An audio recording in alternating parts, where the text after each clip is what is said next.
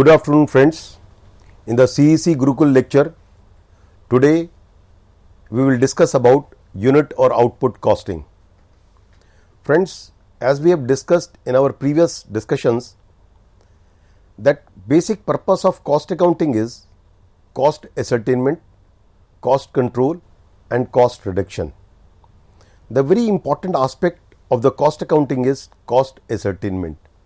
That how do we find the cost of the goods produced or cost of the goods sold. So, whatever we are producing, what is the cost per unit of that production or the services which we are offering to the consumers, to the customers, what is the cost involved? It all depends on what costing procedure do we adopt. For cost ascertainment, it depends on the type of output or the type of business or the nature of the business. There are certain business in which the output produced is of similar type, or we produce one product and within that product there are different grades of that very product which we produce. So, in such businesses, the methods which we adopt for cost ascertainment is called unit or output costing.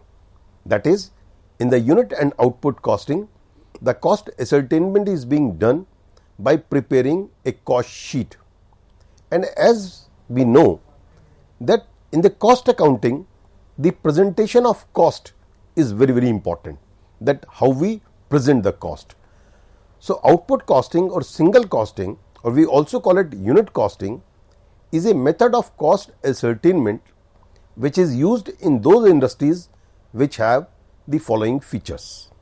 The features being, production consists of a single product or a few varieties of the same product with variation in size, shape, quality, etc.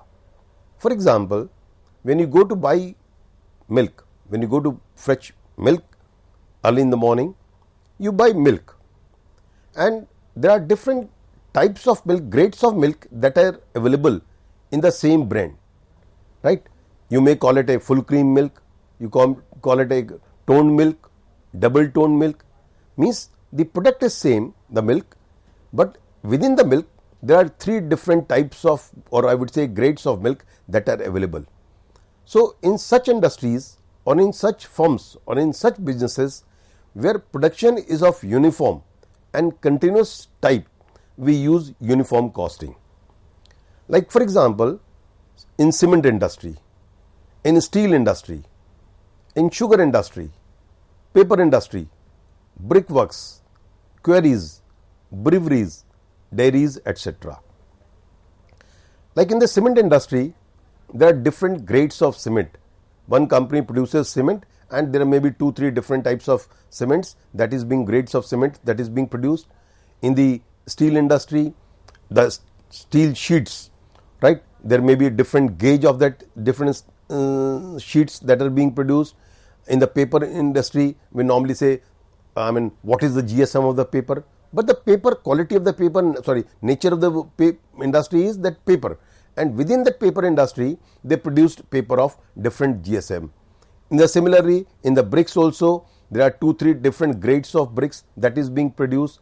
So, these are the industries where we use unit and output costing. So, in this unit and output costing, the cost units that is being produced, what is cost unit? Cost unit is a unit in which we represents the cost. Like cost unit in these industries can be tons. In terms of tons, we measure the cement or the steel or sugar. That is, what is the cost per ton of the sugar that is being produced by the business? What is the cost of per ton of steel, or what is the cost of per ton of cement that is being produced by the business? That is, the cost unit is the tonnage. That is, whatever we are producing, we want to know what is the cost per unit, or in the per unit in our example, in this case is the per ton measure. Like in a brick business, we say per 1000 bricks produced or per 10,000 of bricks produced.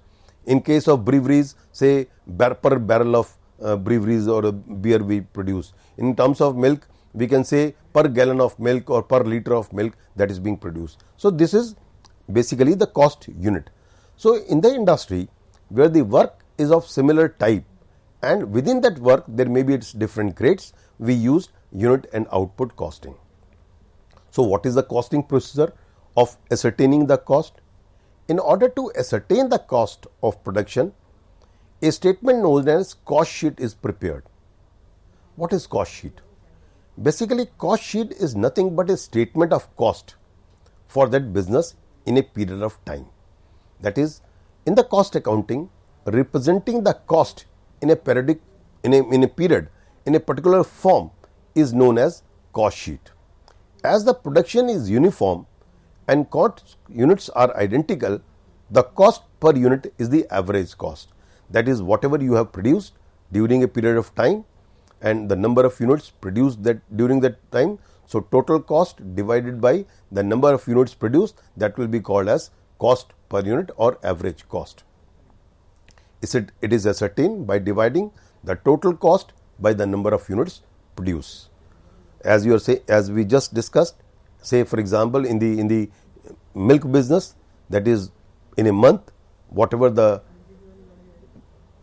gallons of milk that is being produced, the total cost of production in a month divided by the units, that is in gallons, that is we have produced, number of gallons which we have produced during that month. So total cost divided by the gallons of milk that is being produced, that will be the per gallon cost of the milk that is being produced in a dairy. So cost sheet is designed to show the total cost as well as the cost per unit of output for a given period of time. Again, I am repeating what I said in the beginning, that in the cost accounting, the presentation of cost is very, very important, because cost accounting is being used for the purpose of management. That is, to the management, especially the higher management wants to know that what is the cost of producing a particular unit. So when you are showing the cost in a particular minute and you divide the cost in different forms means at different stages of production or different stages of sales or different stages in the business, you will know that at each level what is the cost per unit you can find out. So cost sheet is a document which provides for the assembly of the detailed cost. This detailed cost is important, of a cost center or a cost unit. The cost center, what is this cost center? Cost center may be a location, it may be a person, it may be a machine, it may be a division, it may be the factory, in relation to which we find out the cost. That is called cost center. So we always calculate cost of a cost center, and within that cost center, whatever the units that is being produced, that becomes the cost unit or cost per unit of that cost center. Thus, the cost sheet is a periodic statement. Periodic means, as I said earlier, this cost sheet is being prepared in a particular period of time.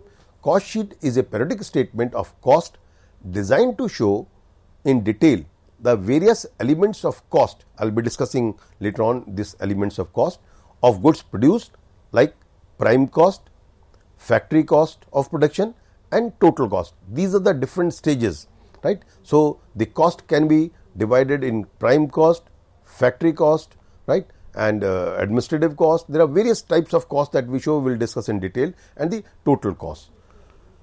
It is prepared at regular intervals, means this cost sheet can be prepared on a monthly basis, on a weekly basis, on a quarterly basis, on a yearly basis, depending on the size of the business, depending on the number of units produced. And another benefit of preparing the cost sheet is that you can have a comparison of from the previous period, or comparison with the different firms within the same industry. So you present your own cost sheets, you see the cost sheet of the other firms, and you can find out that in which expense or under which head your company is spending more, or you can compare it with the previous period, right? So that the comparison becomes possible, so that the cost control becomes possible, so that the cost reduction becomes possible. So comparative figures of the previous period may also be shown in the cost sheet, so that assessment can be made about the progress of the business. cost sheet serves the following purpose. It reveals the cost and cost per unit of production. So, means if you have the cost sheet, if you prepare the cost sheet of a business, you can find out what is the total cost in a period and what is the cost per unit of the production in that period of time. It discloses the breakup of the total cost, means different element of cost which we are going to discuss just now. It facilitates comparison with the previous year, I have just told. It helps in fixation of selling price, means when you prepare the cost sheet, and normally in the cost accounting we prepare the cost in advance also, we estimate the cost in advance, right. So, it helps in fixing the selling price. In most of the business, there are different pricing policies that are being adopted by a business, but still cost is a very important basis of fixing the selling price, especially in the long run. So, if you have a clear idea about what is the cost per unit, it will help you in determining the selling price of that product or of that service, right. It helps in the preparation of estimates of submissions of tenders for contract or jobs, because as we are aware that in tenders, in job work, right, we have to give the cost, the total cost in advance. So, how you will submit the tenders, how will submit the quotations, you will able to submit the quotation, you will able to submit the tenders, right, once you estimate what is the cost in that period of time or for that product or for that job that will be undertaken, right. So, it helps in fixing the selling price, it helps in preparation of estimates for submission of contract or this, right. So, I mean this, after discussing this part, now let me discuss how the cost sheet is being prepared. There are different steps involved. I will be talking these steps one by one. Let me in the beginning give you a broad performa of the cost sheet, that how you prepare the cost sheet. There are different steps involved with this. First of all, while preparing the cost sheet, we will say cost sheet of a such and such firm for a period of this to this, right, means from starting period up till the point where you are calculating the cost. If you are preparing on a yearly basis, cost sheet from this period to this period, or if you are preparing for a month, cost sheet from, say for example, in the month of January, from 1st January to 31st December. So, cost sheet of such and such firm and such division, right, and for the period, right, this period from this to this date. So, very first, and as I said, in the cost accounting, the presentation of cost is very, very important. So, cost sheet, there is a particular presentation format which we use, and please adhere to this presentation format. Like we first of all, while preparing the cost sheet, we show the cost of raw material consumed. So, for cost of raw material consumed, we start with the opening stock of material. You means whatever the stock you have in the beginning of the period, and during the period there are certain purchases of that raw material, you add those, we add purchases, plus we add all expenses that are being incurred for purchasing that material, right. So, add expenses of that purchases less closing stock of raw material. At the end of the period, there are certain stock, there are certain quantity of raw material that will be left, that you will deduct. So, by doing this, you will able to find out the cost of material consumed. I will come all these in detail again, but at this beginning I am telling you what is the broad performa of the cost sheet. So, very first thing is finding out the material consumed, that is opening stock plus purchases plus all expenses on the purchase of the raw material minus the closing stock of raw material, that you will able to find out raw material consumed. So, after finding out the raw material consumed, then all direct wages and direct expenses will be added in it, right. So, direct wages means the wages that is being paid to the workers, right. There are certain workers which are directly engaged in the production of that product. So, that is called direct wages. There are certain expenses which is being directly incurred in that factory or for that business itself, that is called direct expenses. So, you add up all these things, direct material, direct labor and direct expenses. The sum total of it is called the prime cost. So, this is stage 1 of the cost sheet, that is to find out what is the cost, prime cost of that period of a particular business, right. And you will divide by the number of units produced, you will find out what is the per unit prime cost. In the prime cost, you add all factory overheads. Factory overheads means all those overheads which takes place in the factory. What is overheads? Overhead is the indirect material, indirect labor and indirect expenses, that is called overhead. Say for example, if I say in a business, there is a watchman. Watchman is looking after the factory. Watchman is looking after the office. Watchman is on a gate. There are 4 watchmen, right? And you are paying salary to them. Within that premises, the works station is there. That is, a factory is there. The office is there. Selling staff also works. So their salary of these staff will be divided, right? So among the different staff. So that is called overhead expenses. So all those overhead expenses that is being incurred for factory, you add up this in the prime cost. That is called, we'll discuss in detail what are the factory overheads. I have taken just one example, right? So in the factory, in the prime cost, if you add up factory overheads, what you get is called gross factory or works cost. In the gross works cost, when you add up the opening stock of work in progress, what is work in progress? While in the manufacturing process, the work is not complete.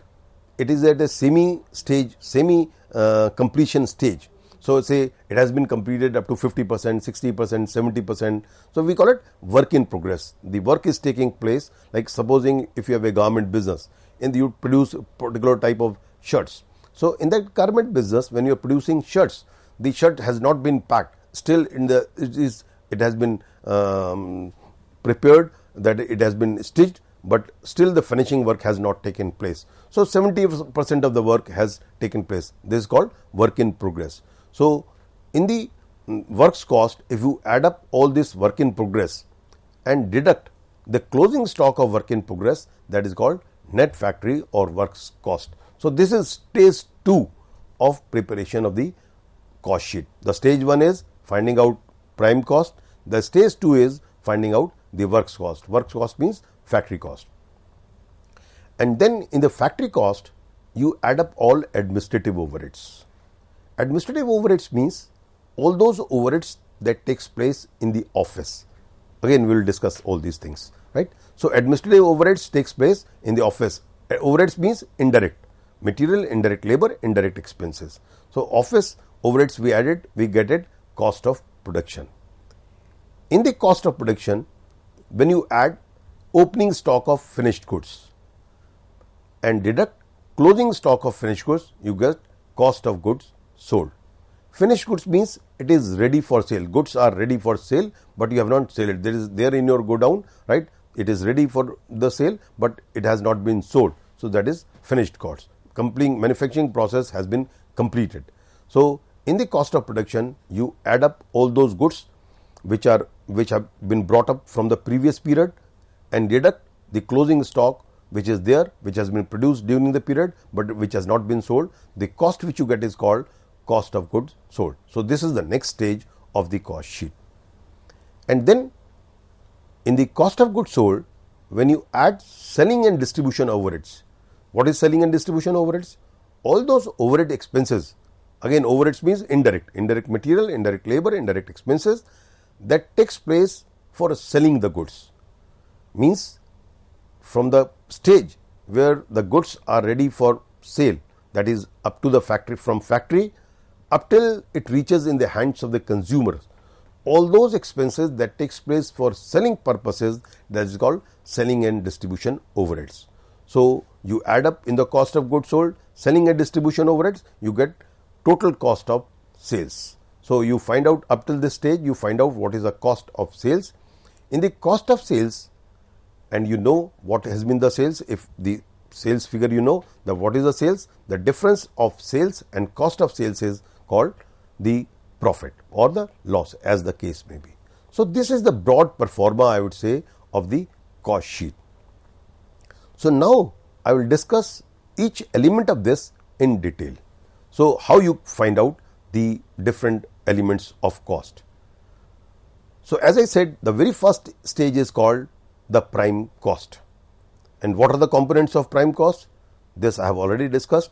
Raw material in the beginning, plus purchases, plus expenses incurred in the purchases. We call it like carries inward.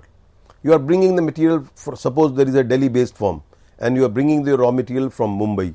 So from Mumbai, the factory of the production of the factory, you are bringing the material, or of the salesman, sales go down of the vendor, you are bringing it to your own factory. So all these expenses which you incur for purchasing the raw material, that is called carries inward. Suppose you are importing the material, right? So custom duty, the octroi duty, the loading charges, unloading charges, the port charges, all these are being added in the purchases also. That will increase the purchase of the cost of the purchase of the raw material. So you add up all the direct expenses that you incur on procuring the raw material, and you deduct the closing stock of raw material. What you get is called cost of raw material consumed. Means during a period how much worth of raw material you are consuming. This you find out opening stock of raw material, during the purchases during the year, plus expenses incurred, expenses in form of those expenses which are directly incurred for the purchase of raw material only, and you deduct the closing stock for you get is cost of raw material consumed. And then you, in the cost of raw material consumed, prime cost, that is in order to find out prime cost, direct wages and direct expenses, chargeable expenses are being added, you get prime cost.